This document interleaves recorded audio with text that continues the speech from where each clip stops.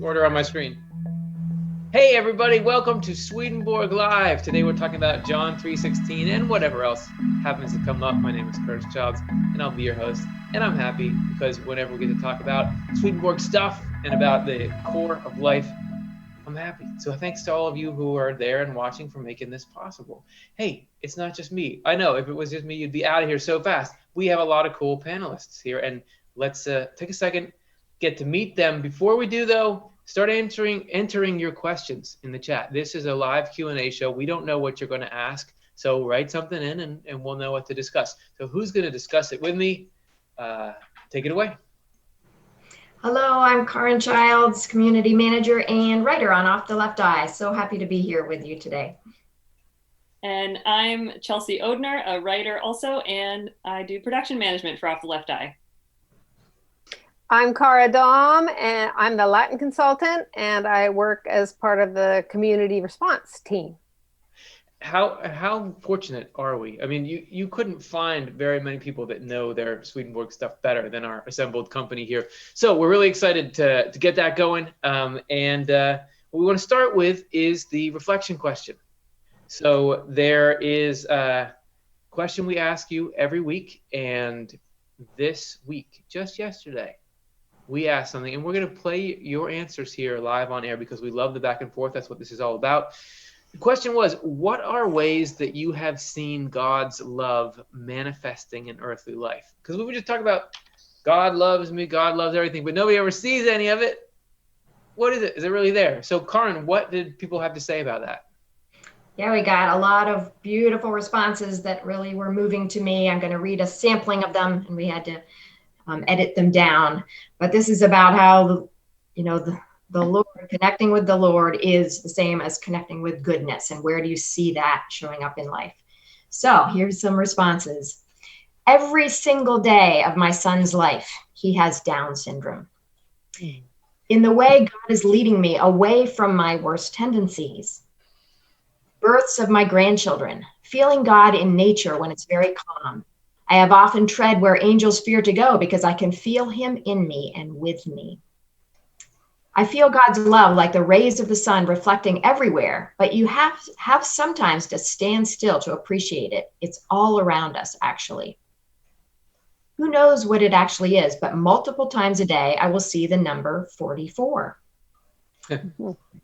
Through yoga, but not the exercise that is taken or understood as yoga, yoga of goodness and truth. Yoga means marriage or union.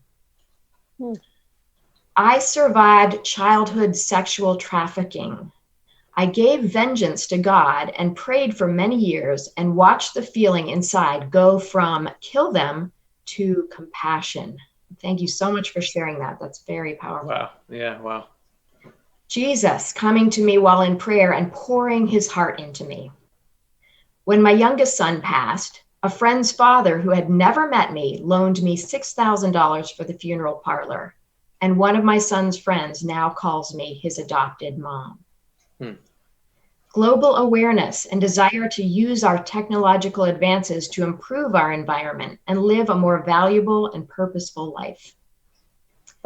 Where people have worked as peacemakers in difficult, dangerous situations.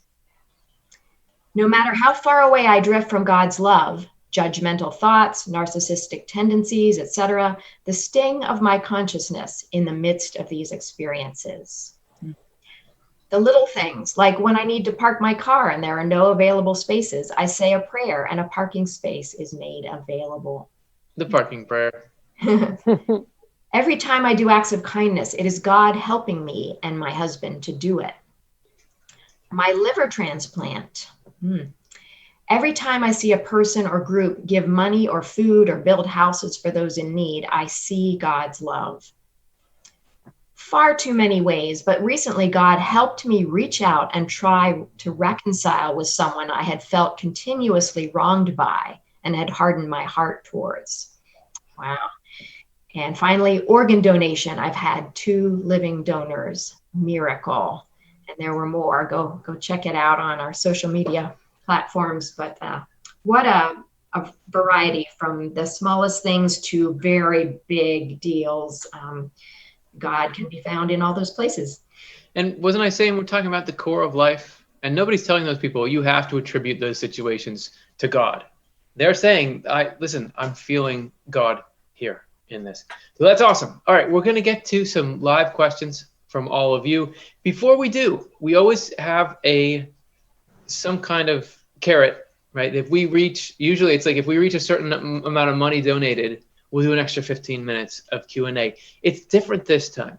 This time, we want people to sign up to our email list. Did you know we have a new website and the email list? We are working to find the most convenient way to get you the spiritual nutrition you need over the course of a week. And if you're not always diving into YouTube all the time, we have these really cool, really quick 5-minute emails that we send out to people to update them on what we're doing. So if we can get 5 people to sign up to the email list while we're broadcasting, then we'll do an extra 15 minutes. 2 things about that. First of all, how you sign up is you go to offthelefti.com/subscribe. The link is in the description. Click see more, and you'll be able to click it there.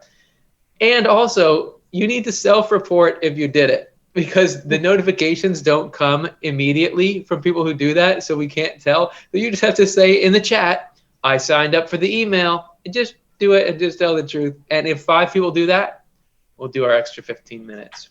Mhm. That said, we still have our matching campaign going on. If you want to go to offtheLeftEye.causevox.com, is it otle.causevox.com, and donate, anything really helps, and it gets matched 1-to-1, so twice as much money goes into making this program possible. So hey, support us, and hopefully we'll be able to do some extra time here. Okay, without further ado, the first question today. Don McCree asks, what does Swedenborg say about how some people seem to have a much harder life while others seem to have it easy? Laboring in the vineyard for how long, right? Isn't that sort of like that biblical story? And it does seem like that's not fair. Why is God loading some of us up more than others? Let's dig into that, and I'll start with Karin. Yeah, looking at that, if we look externally at just earthly life and circumstances that people deal with, it can look very unfair, and it is very unfair on that external level. But that's where it helps me to trust in God's providence, in divine providence, who sees the whole life story, the eternal life story of each person.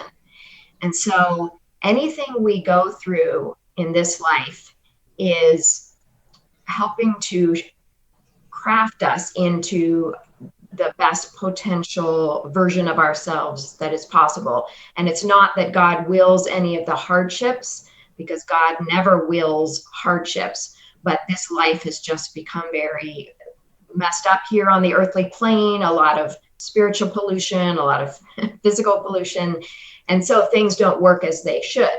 And so people do go through hardships. But God makes sure that any hardships that come along are only allowed to happen if that person can somehow benefit in the end, if somehow that strengthens their spirit, because we can know from many experiences in this life that going through something hard can do amazing things to strengthen you, to wake you up, to understand more about life, to understand more about what other people go through, deepens you. There's many amazing things that happen in our spirits due to external hardships.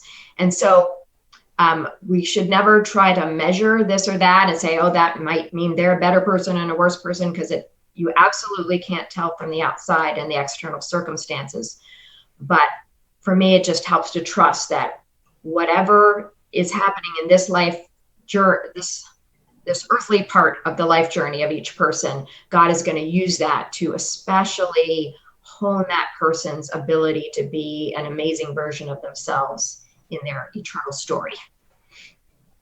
Yeah, and something that strikes me hearing you describe that, Karin, is that, and I'm thinking about what does Swedenborg say about it, but this thought that came to me is just that it's like, the work that the Lord wants to do in our life is sort of the same for everybody, and yet of an infinite variety, because we're all these unique combinations of love and wisdom from the Lord. And so it was making me think of how the reason why that works is the same reason why there can be like the Bible, you know, like this one text, and yet it can speak to everybody, because no matter what circumstances our own life is filled with, the message and like the core storyline that's happening is written into the, you know, spiritual meaning of the Bible, and we can find that resonance no matter what our circumstances are in our life.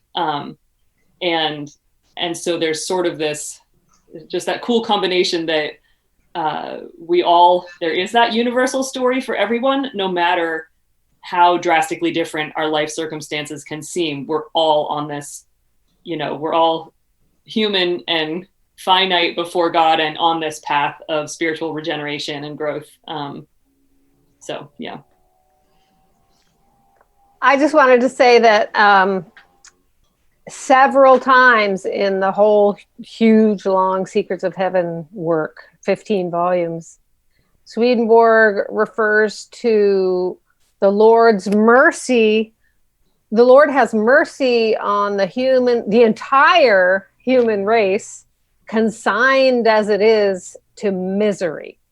So Swedenborg's view is that the entire human race is in misery and having a hard time, which, I mean, that's just kind of rude, because I understand the question. Some people seem like they're having an easier time on the outside, but I know plenty of people that on the outside look like it's all easy and fine, but their personal lives, their emotions, their relationships, all challenging, you know, lots of challenges to go around.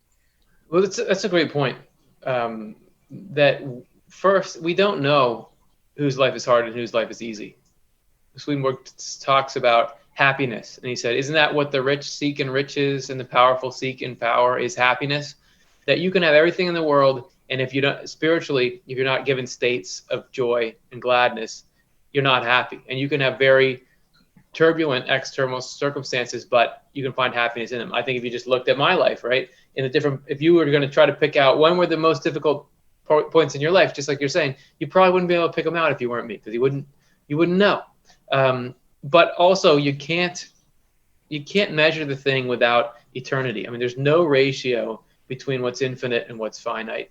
I think everybody's life is laid out so that the maximum spiritual progress that can be made will be made, because the spiritual progress we make here has eternal happiness. It pays off forever. Like what we invest here pays off forever. So you can't compare momentary sorrow here to forever happiness. So it may well even be that some of the people who are going through harder things have, you know, God can somehow see the potential to make real spiritual progress above and beyond, and so we're led into more things, or you never know. But the reason is happiness. The reason is the freeing from evil and falsity.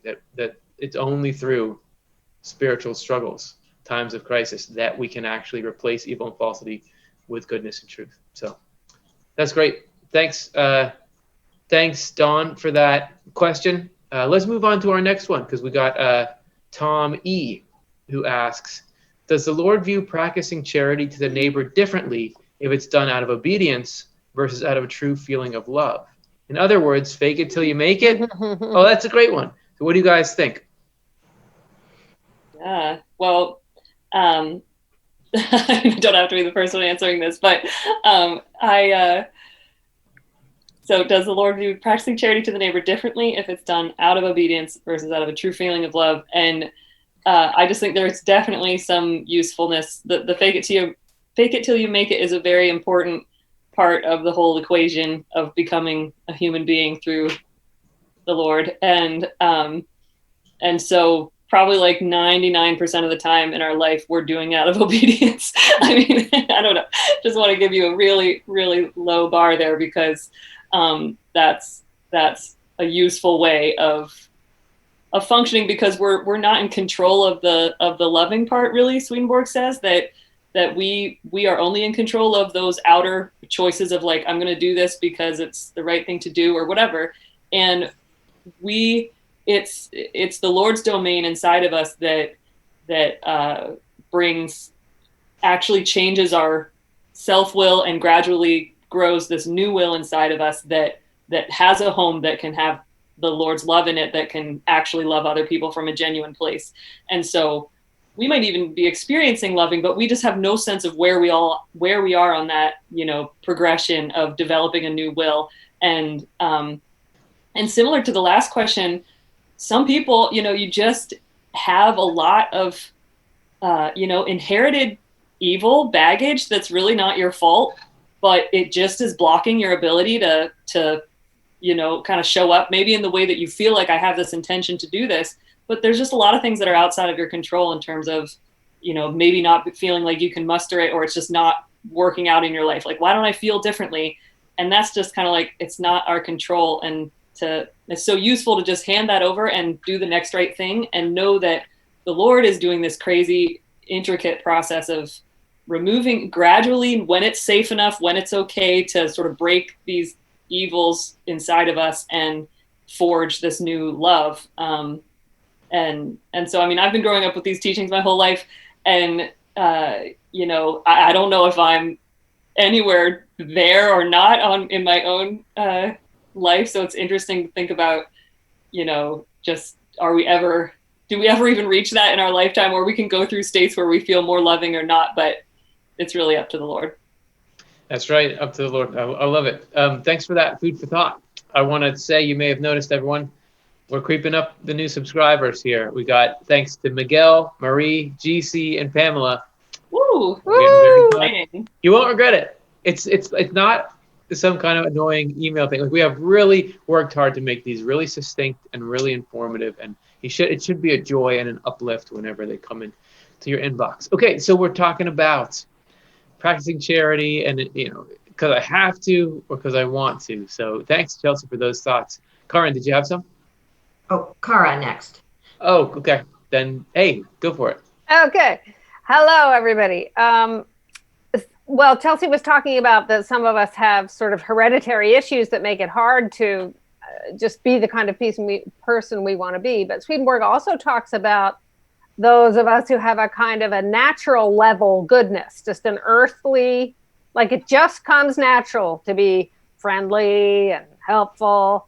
But that's not really getting you anywhere either. It's just sort of a comeuppance for some of us to realize, oh, it's just easy to do that. It makes fewer waves. It's less conflict. It's just easy.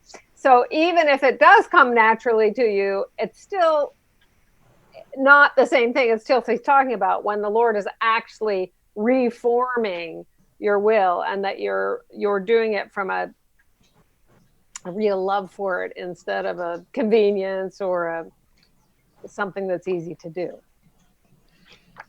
Yeah.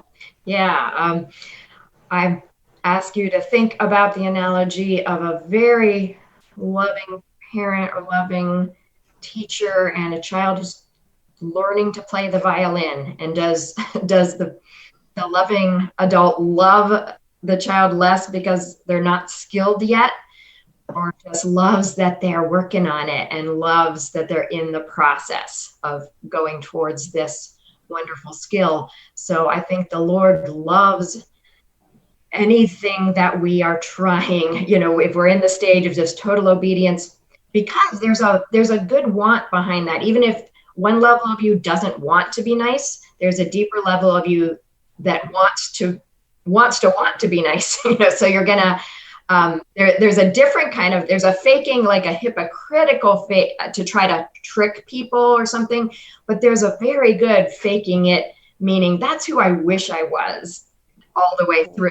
And even if I don't feel that right now, I want to act that way because that's what I want to be. And that's wonderful and beautiful. And the Lord loves that, because that's you practicing your violin, and maybe you're awkward at it, but the Lord just loves that you're making any effort at all, because when we're making any effort at all, the Lord can be working on our hearts and replacing our hearts of stone with a heart of flesh, as the Bible says, just feeling by feeling. And that is, like Chelsea said, that's the Lord's work. It's not something we can control our feelings. We can just recognize the feelings to turn away from and the feelings to turn towards. So fake it till you make it is wonderful, and the Lord smiles on that. Yeah, and it makes me think of the verse. It kind of connects with the verse in the Bible that talks about how there's more rejoicing in heaven over one sinner who repents than over 1,000 or whatever it is, people who need no repentance. And so that's a similar thing of like, we doing it out of obedience when we aren't feeling loving, that's like a huge win, like there's a lot. So in terms of viewing it differently of like, that is that tenderest, sort of exciting and meaningful time in our spiritual lives to be making that initial effort. And then, it can become more habitual later on, or, we really grow and change, and that's good, that's angelic and heavenly, but that early, those phases are so important. Yeah. And I think doing good out of obedience is very natural. Like, it's perfectly natural. It is a part of our progression. It would be like, how does the Lord feel about us crawling before we can walk? You have to do crawling. Not every baby does that, but you have to do the obedience.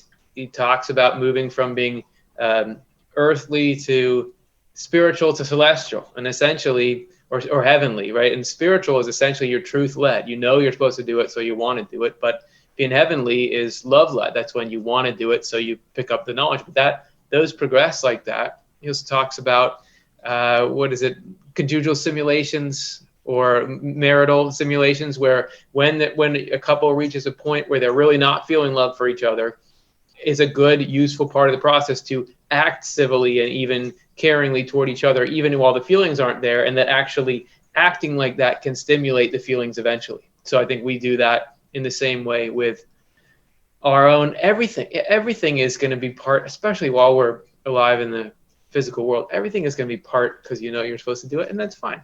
I think it's perfectly natural. And just to even carry this on a little bit further, but another Bible quote that comes to my mind is the verse in the Old Testament where it says, all that the Lord has spoken, we will do and hear. And I had a conversation with a Jewish woman once about that verse, because I was like, well, shouldn't it be you hear first and then you do it? Like you're listening, and so then you go and do the thing you were told to do. And she said how, like, no, it's really important that it's do and then hear, because it means practice it and then you'll come to understand, or you'll come to really embody it. And so that doing always has to come first before the embodying what you're doing and really understanding it and being changed by it. And so that also relates, I think. That's awesome. I love it. Great note to end on. Thanks so much, Tom E., for the question.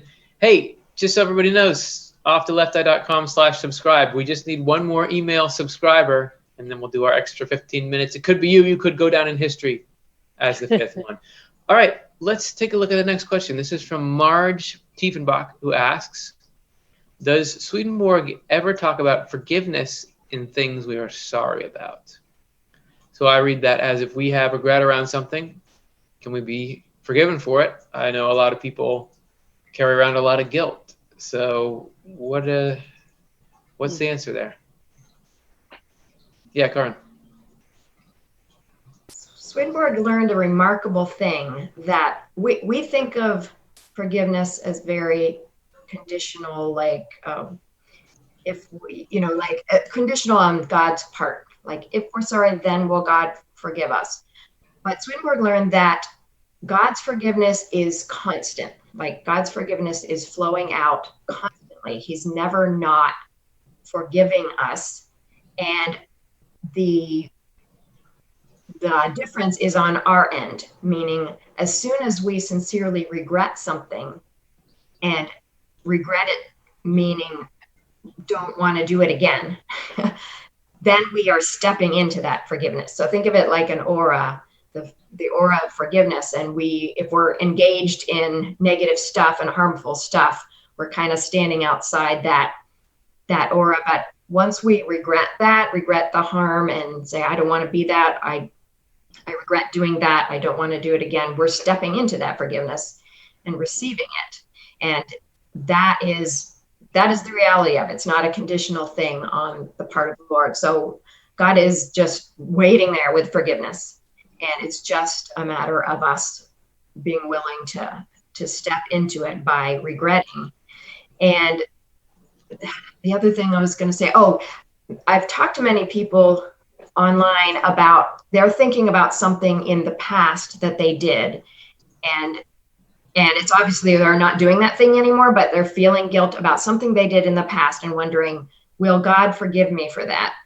And I'm trying to communicate to them, if you are not doing that right now because you don't want to be that anymore and you don't want to do that anymore, you are already forgiven. Like, you don't have to worry about something done in the past if that's not who you are today.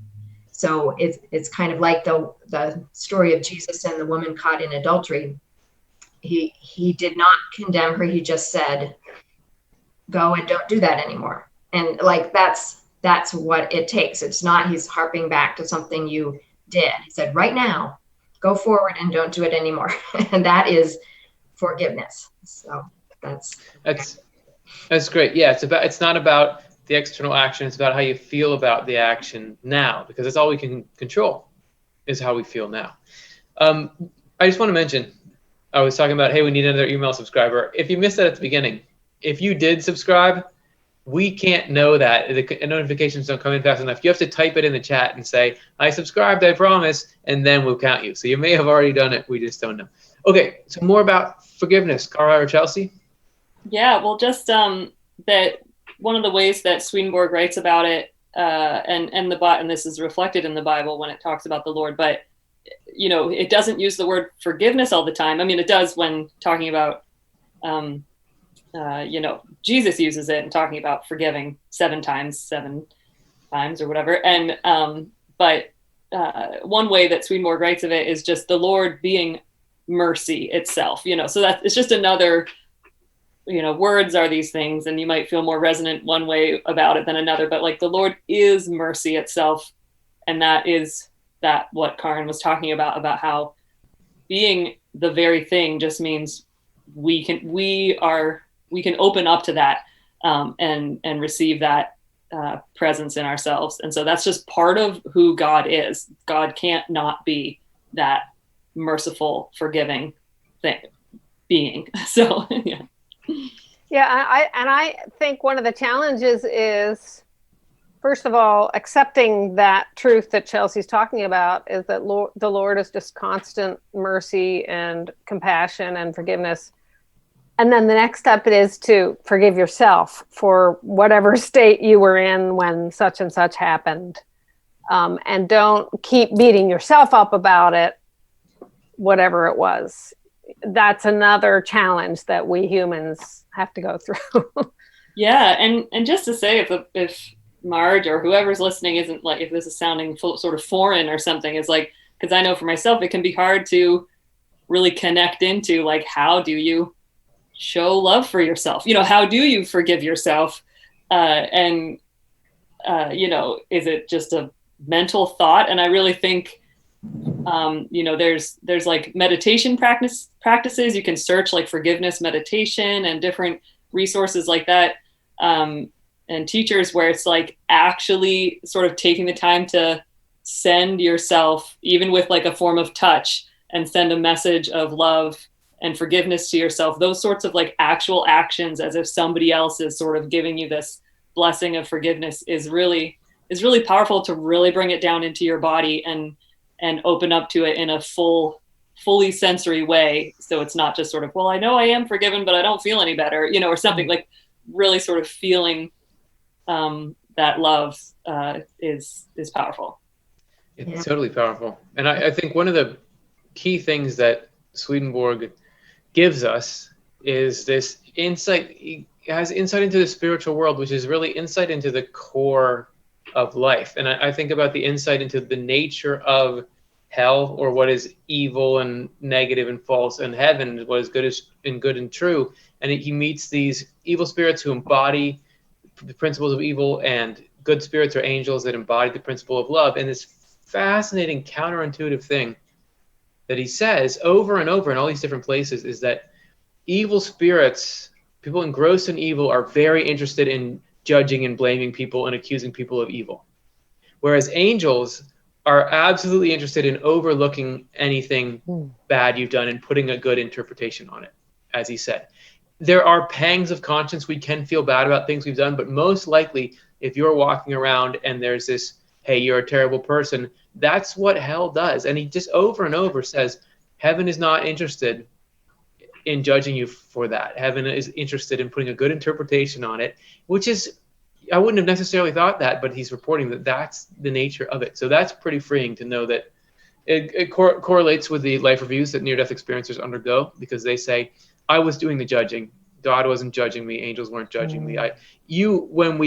The more good we become, the more we just don't want anyone to suffer evil. So if we've caused harm to someone, we don't want it. But I don't think that anybody in heaven is saying, like, I can't believe you did that. You know, it's just not what heaven is. They know exactly why we did it. We did it because hell pushed us into doing it, you know? So that's a couple of thoughts. Karin, you have one more before we move on? Yeah, we have a short clip called Shame versus Healthy Regret in the repentance process. And a pang of regret can be very useful if it wakes you up to feeling like, that hurt somebody or that did some harm and I don't want to do that anymore. But shame is just kind of reliving it and saying, I'm a bad person because I did this 5 years ago.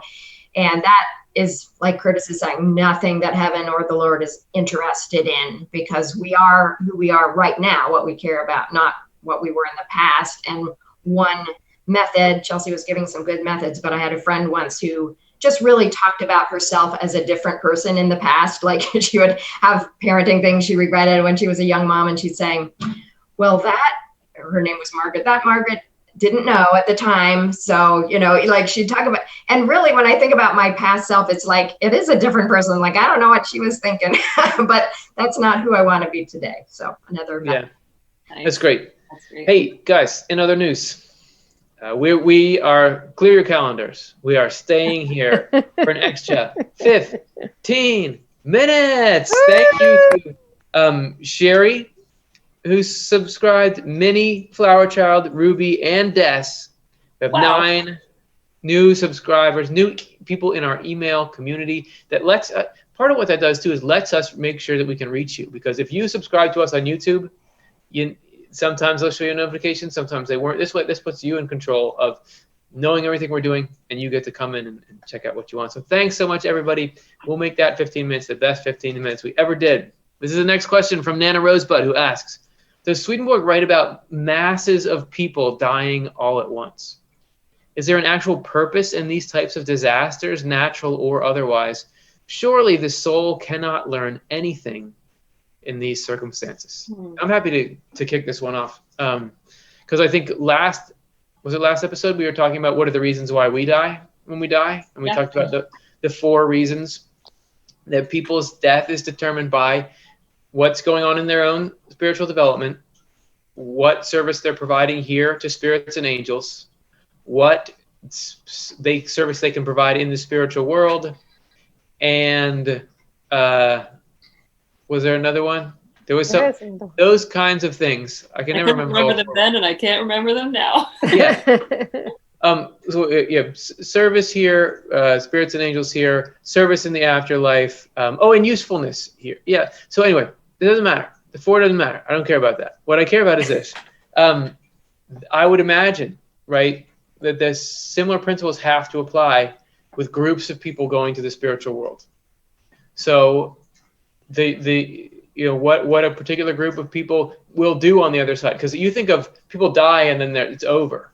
Dying is a migration to the spiritual world, but the two are so connected that what's going on in the spiritual world affects what's going on here, and vice versa. So you're shifting around these pieces, tragic as it is. There could very well be something that those people going, something they do. The answer may be on the other side and what they do when they're there. So that's my initial thought. Chelsea, did you have something? Yeah. I think your thought is more on point and a better answer, but I just have this thought in response to the question. So it's a little more tangential, but what does Swedenborg write about it? Because I don't think Swedenborg writes exactly about, he doesn't sort of call it out exactly like that. Like, this is why tons of people die all at once.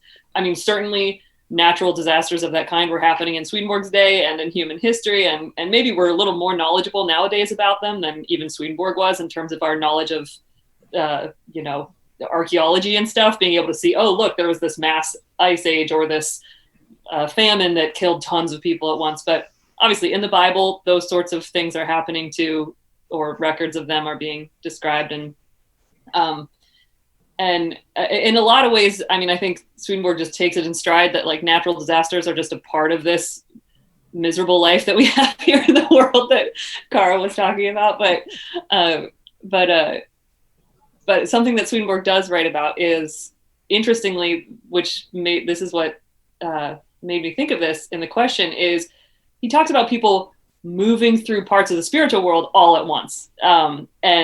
And so it's not dying, because it's not dying from the physical world and going to the spiritual world, but he does talk about people being sort of in one place in the spiritual world, particularly he describes this place called the lower earth, and that at this critical time that he says was 1757, when the Last Judgment took place in the spiritual world, it allowed for all these people who are good people and were meant to be in heaven, but because of the various attachments and things that they had, couldn't make it there quite yet. But he describes this careful process of then allowing the time being right for this whole group of people to move up to heaven at once. And this whole sort of rearrangement in the spiritual world to happen. It's not exactly relevant because it's just not the same thing as a natural disaster, but it just came to mind because it is one time where Swedenborg does talk about like a mass of people all moving together. So you just know there's got to be an amount of providence involved, and that not providence in the terms of willing it, but in taking care of everybody's spiritual welfare, no matter what. And the Lord foresees things like natural disasters that happen, and the nature of the physical world can make it so they're not preventable. But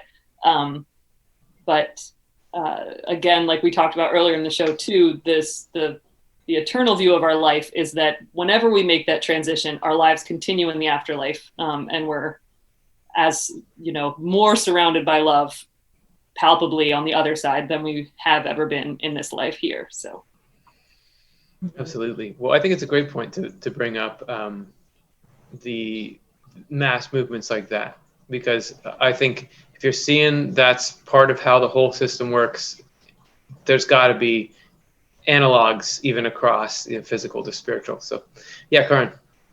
Yeah, I'm looking at the final sentence. Surely the soul cannot learn anything in these circumstances. Well, God makes sure that nothing will happen unless people can learn something out of the circumstances, including a widespread death. And that happens also in times of war, things like that. And think about the power of doing things with a large group of people. I'm just imagining, actually, Howard Storm's near-death experience story described, he was upset thinking about the Holocaust, and he was shown a spiritual point of view where the smoke from those ovens that killed all those people, up in the smoke there were masses of people in spirit transitioning to the spiritual world, and all these angels greeting them. And there was just this powerfulness of all of them being together and being cared for together. And so I think I've sometimes imagined a bunch of people all dying at the same time and waking up on the other side and having shared that experience and that transition. There could be a lot of power to that, and love and amazingness. Again, God never wills these disasters on this side, but carefully takes care of everyone's experience as they go over. And that could be a very powerful thing to all arrive together at the same time. And there would be something about that, like you all together had something you were learning or something you were destined for that was connected. And to add to Chelsea's thought about the mass movements in the spiritual world, in our 5 reunions in the afterlife episode, there's one description of a whole bunch of relatives moving into heaven at the same time. And it's just such a joyful thing. And it's just a really sweet story. And you just get that feeling of like a whole bunch of people doing something together. So from the other, things can look so tragic from our side, but if you think of the other side of them all arriving in this amazing new beginning together, that could be pretty beautiful. Yeah, right. And really the chaotic, tragic side of it is here. On the other side, which is where people are immediately consciously, if they do get involved in some kind of tragedy, it's just important, I think, to remember that. Cara, I'm gonna want to ask you for your thoughts in a second, but I do want to say FC subscribed. So now we have 10 subscribers, and we got some donations. People did otle.cosvox.com. Micah donated. Thank you so much. That your support is doubled because of the matching grant. And also from Forrest and Peggy, they donated as well. So we got a great, all that money was doubled, and it goes into making this kind of program possible. So Cara, yeah, what do you have any further thoughts on this subject? I just noticed her last sentence too, Nana's last sentence about the soul not learning anything in a circumstance like that. And it just struck me because I've never had that thought. My conception of it is that everyone has a very individual process on the other side, because everyone's life journey is so unique.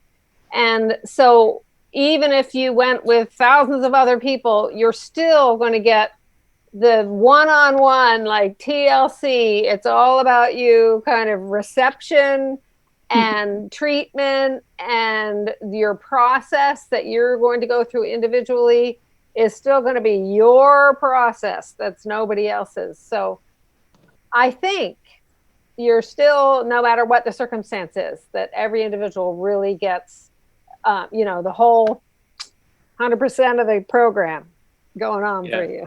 Yeah. And I'm in awe of the fact that it is so unique. And one example, like personally, that I think about often is that, my mom died of brain cancer when I was 10 years old, and I have two sisters, and we're pretty close in age, one older and one younger. And we all lost our mom under the same circumstances at the same time. And yet we've had totally different, it's just so absolutely unique. You'd think we are in different families because it's so personalized. And so I feel like that's in a good way, in like a really meaningful sort of awe-inspiring way, that everybody has their own journey. And I see that. And then that's just multiplied if a disaster, like a mother dying, but on a like societal scale, happens, then everybody there still is that personalized, this is this tragic, traumatic thing that happened in your life, or this moment when you left the physical world and entered the spiritual world. And yet that's going to be a part of your story. We're going to, it's going to actually bear tons of fruit in your life eventually. Just all the same things apply to the miraculous way that the Lord can heal us. So. Yeah. Thanks so much for being willing to share that, Chelsea. And Nana, hopefully that gave you some food for thought. Great. Really like the direct, tough questions like that. That's fun. Hey, so our next one I'm excited about, because speaking of direct, sometimes we'll get asked something, what does Swedenborg say about this? And he doesn't say anything particularly about that. So we have to kind of think and put things together. This one I think has some very direct, but still very interesting answers. So Young at Heart asks, what religious tracts other than the Bible did Swedenborg think were rich in correspondences?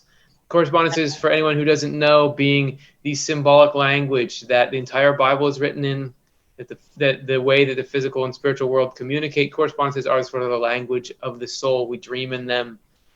Where else do they show up if they're really so universal? So does anybody have a starting thought? Karin. Yes, it's fascinating to think that Swedenborg talks about, and Curtis has mentioned this, the ancient word, which was the first written religious document on earth, according to Swedenborg, and it was written in complete symbolism. And that ended up splintering into all the world mythologies. And, people kind of lost the core meaning of the whole message, but it carried this symbolism into all world mythologies, and then down into the religions that resulted from that. And so specifically, Swedenborg will talk about the Egyptian hieroglyphics being full of symbolism and meaning in there. He mentions things from Greek mythology. He mentions lost books referred to in the Bible that are part of the ancient word. So it exists in it. It comes through all sorts of myth and tradition and religion all over the world. And he talks about this word that contains the whole consistent story that God has created a new version of, because it has the complete story from beginning to end, which is the story of regeneration. But that there is meaning in all sorts of other, maybe not the complete story, but there is meaning in all sorts of other religious texts and things and traditions. Yeah, and this is kind of like an inference, like that's sort of the basis of what Swedenborg writes about it, and then sort of drawing some other elements together of what Swedenborg says is that the correspondences are all around us in the physical world, and that's at the basis of existence itself, is that everything that exists has this correspondence or sort of spiritual connection, origin, and so that's why we can draw spiritual insight through physical phenomenon. And so it's interesting to think about that, like the earliest forms of writing are often symbols carved into walls of things in the natural world, like the animals or the sun or the, just different elements sort of connecting to the hieroglyphic idea that, there's, you sort of can't get away from it. So there's certain things that Swedenborg did call out, and you wonder about the, Swedenborg had some connection, I know with India, traditions from India, but not a whole lot, and he doesn't write too much about it. Like, I don't think he ever expressly calls out the Vedas, but that's another, it's interesting when you dig back enough, even something like the Vedas, they're an oral tradition that then were written down, but carried through in a different way. So, but still that there's clearly sort of this imagery based that has meaning to it, and it's spiritual meaning that you can draw from it. So it's very, I think there's elements of it all over through that you can find based on what Swedenborg says about how sort of divine truth is written into just the fabric of physical reality. Yeah, amazing. Go ahead. Oh yeah, and it's not a written tract. There we go. It's not a written tract, but nature all by itself. Oh, sorry, there's a noise back there. Swedenborg says that all of the created universe is like a theater representing God. So you can just go on a walk by the creek and just read the correspondences there about God and his love and truth. Yeah, which is so awesome. And so many traditions have reverence for the sun or the moon or nature, and is that a tapping into the correspondence of what those things symbolize and mean. So great. Thanks, everyone. Hopefully you enjoyed that, Young at Heart. Next question is from Preliminal, who asks, is the subconscious earthly or spiritual, or is it right in between both? What is the subconscious? And can we link that modern term to what Swedenborg wrote? And where does it originate? Is it sort of just, the manifestation of our outermost stuff? Or is it spiritual, or is it in some kind of gray area? So does anyone want to take a whack at that? Karin, yeah. Oh, go ahead. Karin. Well, I don't have a very good beginning. I was just going to start by musing that interesting to think about what really would you call the subconscious, because I suspect that I think of it as like the not conscious, just something that kind of is controlling us, though we're not really thinking about it. So it can be various kinds of impulses or reasons we react to things, or all sorts of things.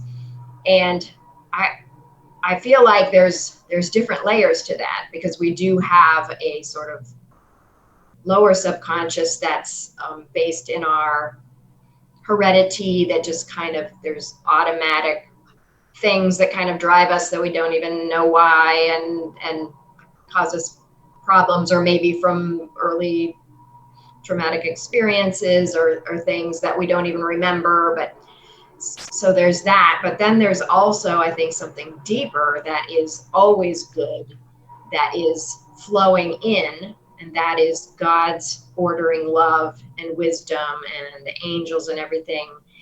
And that is a subconscious that will always be steering us in a good direction, and in a growing direction, and expanding us. So I think there might be differentiation between two things that are not, or two directions that are not conscious, because we're not really reflecting on it yet, but they can come from different directions. So there's some thoughts. Yeah, well, I think that is interesting to think about, and sort of going along with that too, that sort of differentiating terms, where I'm guessing the earthly and spiritual, meaning sort of like spiritual versus like physical earthly, and something Swedenborg uses the term earthly to mean kind of the lowest level of our mind, even though that is a spiritual thing. So the earthly is actually spiritual, and then separate from that is the physical layer of reality and of our consciousness and everything, or where we interface with the physical world. And so sort of drawing back of principles that Swedenborg says is that, any animate life in the world is from the spiritual flowing into the physical level. So, and the physical substance of everything in nature is just neutral. It gets its quality from the spiritual thing that's flowing into it. And so using that kind of terminology, then, it's the subconscious would be a spiritual thing, and not a physical thing. It could still be an earthly thing. That's, like Karin was saying, those two different, I love so often the subconscious is thought of as like this, where all your sort of demons hide in the closet, and, or something. But I love that idea that we've got this like enormous heavenly subconscious that's actually like giving this amazing amount of positive influence on us that we're never really thinking about. We have a short clip somewhere about that visualizes the inner self as just this, infinite expanse of resource of the Lord's love and wisdom inside of us. And so that's a very high or deep level of positive subconscious. And so I guess there could be different layers of it, because then there's definitely the kind of more earthly level, that Karin was talking about, like triggered cravings or things from traumatic experiences, or different things like that affect us too, that we can reflect on and bring into our conscious experience a little bit more. But so I think it's kind of all over the place. Right. Cara, you have any thoughts to add? Okay. I'll add one more like totally useless thought, which is that Great. I had one of those dreams where it was like, I was in the first house I ever lived in my life. And I was thinking about like, doesn't Jung talk about like different houses that you maybe visit, and there's sort of different layers of your subconscious. So I was like, I wonder which part of my subconscious I was in last night in my dream. It was one of those. So interesting. Yeah. A kind of hopeful thought to end on is this, what I call earthly subconscious, which can be all our negative sort of automatic stuff, that loops and things that we can't seem to get out of. That can really be shed as we move upward in the afterlife. Like if we don't choose to stay stuck and focus on materialism and self-centeredness, we don't have to carry that negative subconscious with us. We get to shed that. That's the earthly level. We can rise up into the positive subconscious. There you go. So you asked, and we answered. So that I love thinking about that too, and sort of the expansive model of the mind that Swedenborg introduces, and really I think fills in the gaps, because the mind is so confusing without acknowledging the spiritual side of it. It just clicks into place, I feel like, once you see the full system that he was describing. So thanks for that question, Preliminal. Hey, Diana made a donation. So thank you so much. She must have gone to otle.causevox.com, and her donation went twice as far to supporting our not-for-profit programming. This is how we do what we do. Thank you so much. Okay, hey, let's do another question since we're still here. Flower Child asks, what does Swedenborg say about taking risks in life? You know, does he say, is he just do it kind of guy? What is the... I don't know if we have any direct material, but maybe we can make some inferences. Karin, you want to start us off? Yeah, I don't recall Swedenborg talking about in that kind of language taking risks, but I do feel like it's a risk to spiritually grow, or it feels like one, because you have to let go of a lot of stuff that you construct. So we're just working on a show that will be posted on the 17th of this month called Spiritual Awakening, and that is involves needing to let go of a earlier life construct so that you can move into a better and more mature mental construct. And it can feel like a risk to let go of something that has been serving you for a long time. It can be scary. And so in that way, and Jesus says we need to lay down our life, like take up our cross and lay down our life in this kind of language. So I would say it's not really a risk. It can feel like a risk. So you risk, letting go of your negativity and trying to be better or more loving. And that's hard and scary, and you don't know if you can do it and all that. And so that can all feel very risky. And or just to give something a try. I think that's all good parts and necessary parts of spiritual growth. So there's some thoughts. Absolutely. Kara, yeah, what are you thinking? Two things come to mind. One is that Swedenborg talks about how though the Lord is flowing into us at all times, we are not meant to just stand there with our hands hanging down, he says. Like, it's up to us to make some decisions, to take some action, to do something, and try to, engage with the incoming energy from the Lord, but not to just stand there. And he also talks about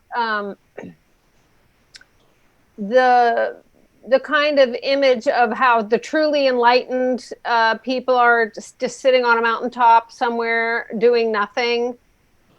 Except for, contemplating God. And Swedenborg says, actually, real spiritual work is getting in there with the people, bumping up against the human race, and really interacting with human beings in all their beauty and in all their mess. And that, to me, implies taking a lot of risks, is to just jump into this weirdo world and trust that the Lord is somehow guiding your process in that. Yeah, that's such a good point that, we talk about needing to trust the Lord, and trust kind of suggests that like you're kind of in a risky place all the time, not sure how things are going to turn out, but that you can trust. And I think of, we, in part of it going along with what you're saying, Cara, of like, it's so important for us to live as if of ourselves. We want sort of some presence of the Lord to just tell me where to go or what to do.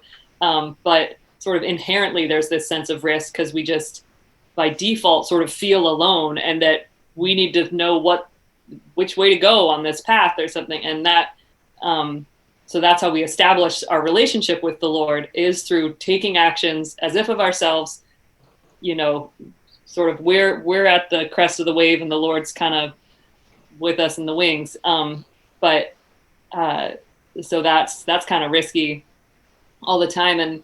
And we were talking about working on a potential show, brainstorming about kind of like this idea of risk, but like going outside of your comfort zone, you know, that same idea of expanding that, going outside your comfort zone, and how that might relate to sort of the Swedenborgian theology framework. And it's kind of similar to what Karin was saying too, that we go through the nature of our spiritual life is to go through spiritual struggles that do just inherently take us outside of our comfort zone. If our comfort zone is always ego, I'm just happy with thinking that I'm in control of my life, and I don't need any help or whatever, and that inherently letting go of that kind of stuff presents this sense of risk because we're so attached to it. We feel so familiar. So there is this kind of breaking down of the old, building up of a new frame of mind, and that can feel risky.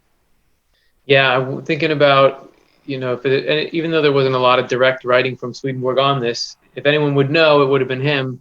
And he was taking a lot of risks when he was publishing these books that we now quote from and read and gather around. I mean, there was huge risks to his reputation because he had established a good reputation as a scientist who was grounded and everything. And to start publishing about spirits and angels, that was a giant risk. It was risky to be putting forth a different theology than was sanctioned by the state, and his works were put on trial for that. There was a whole kerfuffle, I think. But he was motivated by knowing, look, I'm serving the higher purpose. I'm doing something good and true that needs to be done. It's not like, I'm going to go start, do base jumping, even though I have a couple of little kids, and that's not the kind of risk that we're talking about. It's like, what's important and doing that. And what's he risking? He's risking his ego concerns. Like, will people laugh at me? Will I lose some standing or property in service of higher concerns, which are, I've got to deliver the word to people. And so to me, it seems like risks can be full of the right energy, depending. Karin, do you want to say something else? Yeah, you're reminding me of a recent podcast was just getting me to think about how even Swedenborg, like it's the way of things that God isn't going to come out and say, do exactly this, and then that, and then that. We have to try something, and then the Lord will work with it. And Swedenborg just trying to publish Secrets of Heaven, but it wasn't really working. And so he tried publishing some shorter books. And even him, with all his spiritual awareness and everything, he still had to take these risks of like, okay, I'm going to try something, see how it goes, learn from that, be guided through that experience. And so, yeah, just try something is a risk. And it also reminds me of the story in Exodus of the children of Israel coming to the Red Sea, and the Egyptians are behind them and the sea is in front of them. And God tells Moses to tell them to go forward before the sea starts parting. So would that feel risky or whatever? They were supposed to start walking into that body of water, and then it opened. So yeah, I think we are called to take risks, meaning just try something, and then the Lord will guide you through that action. Well, we took a risk by putting ourselves out on the line saying we need 5 new email subscribers to get 15 minutes, and you all came through, and we are in that bonus 15 minutes. So thank you to everyone who signed up, and thanks to everyone who donated for making this possible. And we're going to continue to joyfully interact with your queries. This is from Ann Brackett, who asks, it feels right and challenging, but I want to feel compassion and forgiveness for Satan. Does Swedenborg have thoughts on that? So continuing our forgiveness theme from earlier, what would Swedenborg's take be on this major act of forgiveness? Well, yeah, one thing that brings to my mind is that, and I hear some sirens going on around me anyway, that Swedenborg describes that it's angels of the highest heaven, and high doesn't mean like high and mighty, superior, but meaning sort of like the most rooted in love, who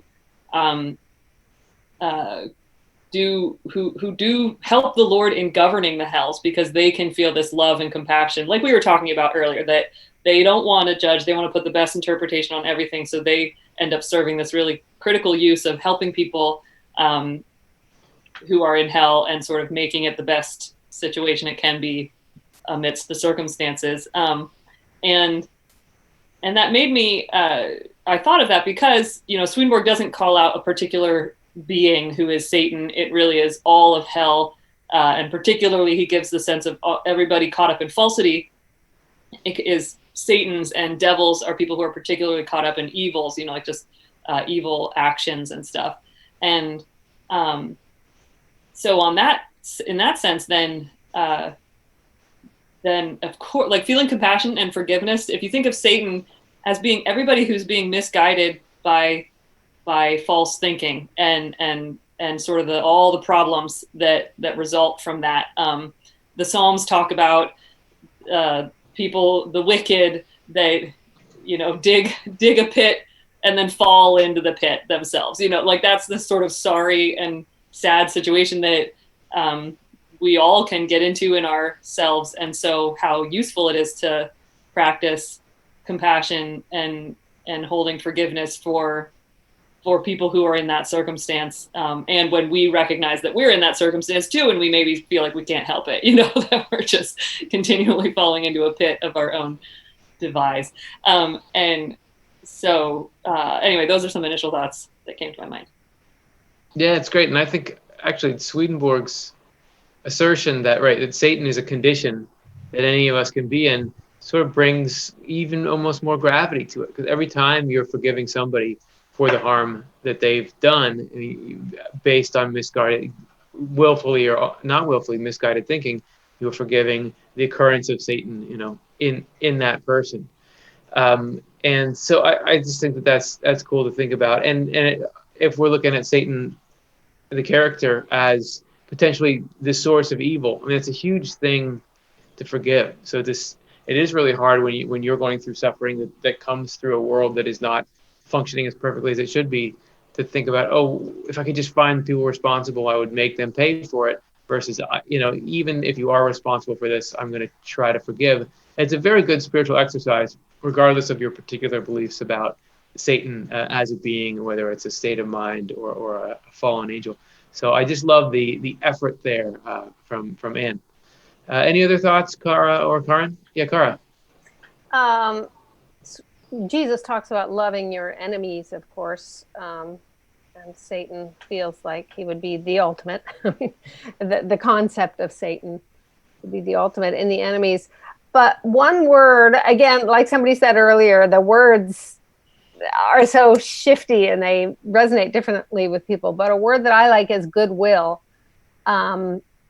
Because I can have goodwill toward somebody that's done something horrific. Like, I wish that person had a life full of love and the best kind of upbringing and all the advantages. And so that, that they didn't have inner wounds that they were acting out on or something like that. So that's just a word that works for me. Goodwill toward people that feel like they're doing a lot of damage. Find something to wish them goodwill about. Yeah. Right. And I'll add that, if you're thinking about the angelic and divine compassion for everybody, including people in the lowest hell, if you think of it in terms of they have gone insane, Swedenborg talks about the hellish mindset as insanity, and not in the way like on earth, if someone's insane and they don't have rationality, but people who rationally chose to just want to harm everybody and be completely self-centered and greedy. That's spiritual insanity. And so people in hell, represented by Satan, have, through their own choices, gone spiritually insane. And if you can think in terms of an angelic compassion and a divine compassion, like, okay, these people have gone insane. What can we do to keep them from hurting themselves more and from hurting anybody else, which also hurts themselves? And so the compassion is not like, how can I just give them what they want?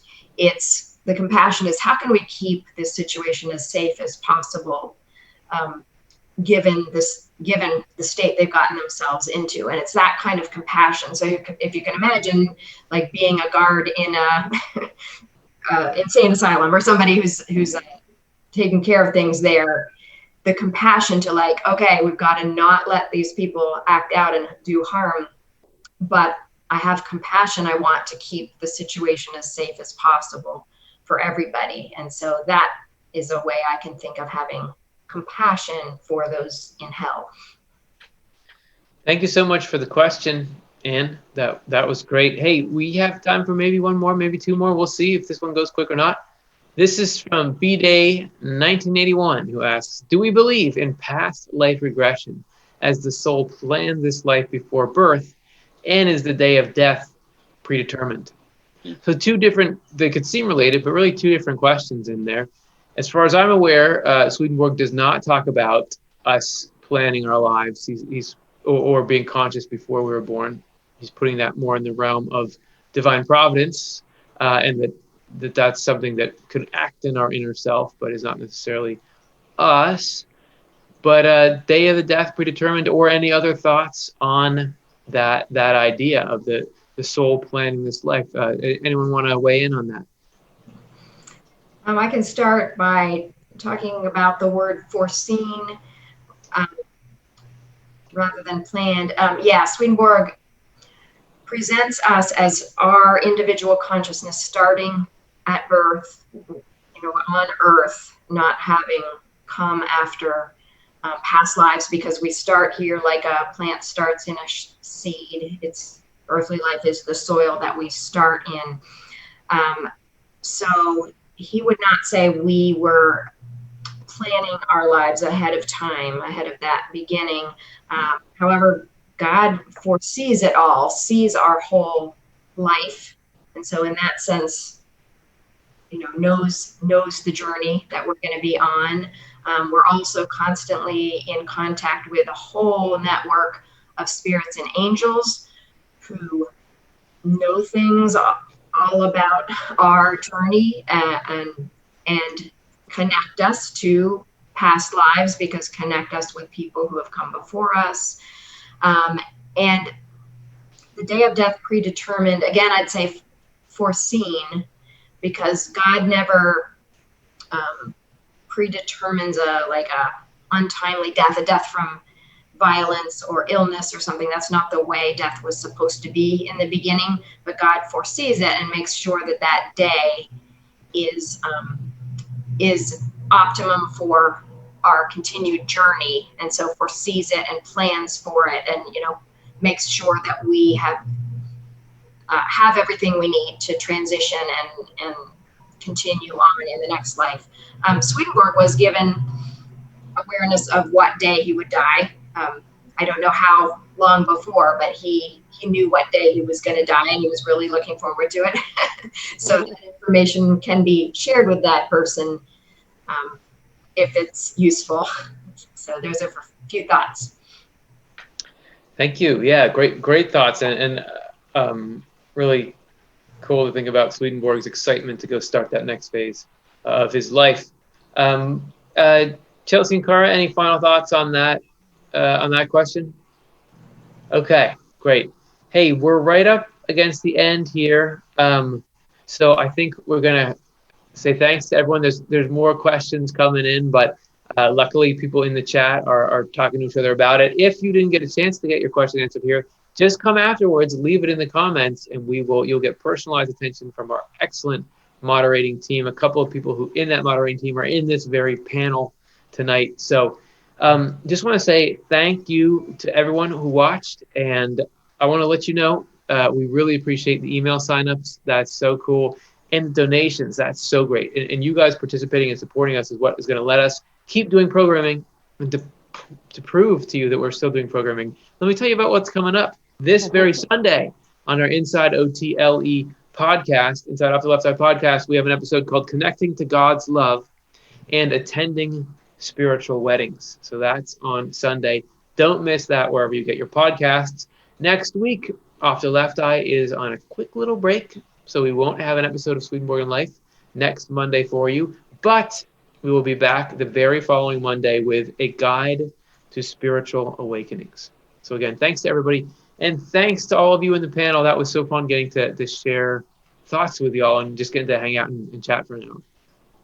Thank you for the wonderful question responses and the wonderful questions. It's always great to talk these things over with you all. Yeah, thanks everybody. I love getting to be here and getting to share in these thoughts with you all. Yep. Great to be with you. Thanks for tuning in. Okay, everyone. We'll see you next time. And hey, thanks for wanting to talk this stuff over. We're just so glad every day that you're out there and that we can have this conversation. So see you, everyone. Talk to you soon.